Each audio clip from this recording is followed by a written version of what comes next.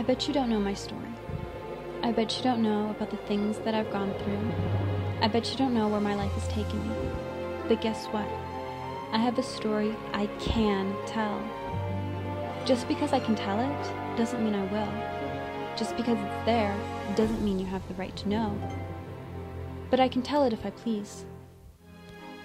The thing is, we all have a story. Some of them are full of exotic places and beautiful sights. Others are full of hardships and challenges. But that doesn't mean our stories aren't there. The world is full of stories. It's full of people writing those stories. A world full of 8 billion people going about their day-to-day lives.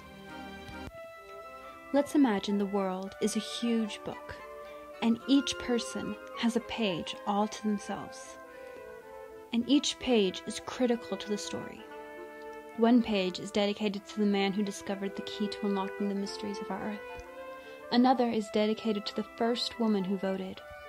And yet another is dedicated to the teacher who taught his students how to dream despite all the hardships they faced at home. And each of those students has a page where each of them can write their story. This book is full of hardships, hunger, and war.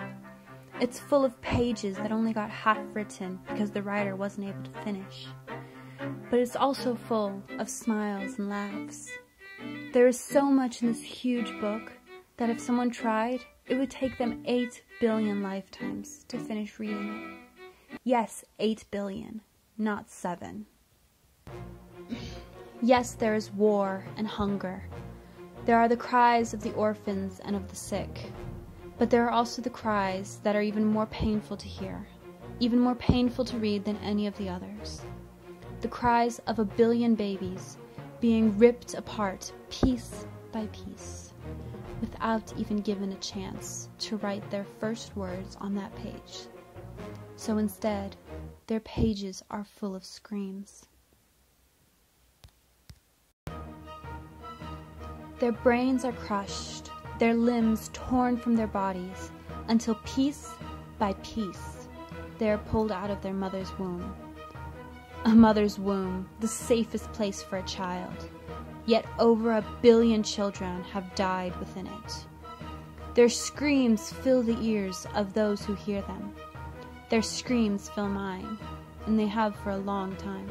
I just didn't realize it. Help me, they cry. Why, Mommy? They scream, yet no one seems to listen. Mommy, please, I love you. Yet over 1 billion babies are thrown into the trash, literally. I can tell my story, but I choose to tell that of those who can't. Say no to abortion. Say no to the dehumanization of all those children who are being killed in what should be the safest place on earth for a child.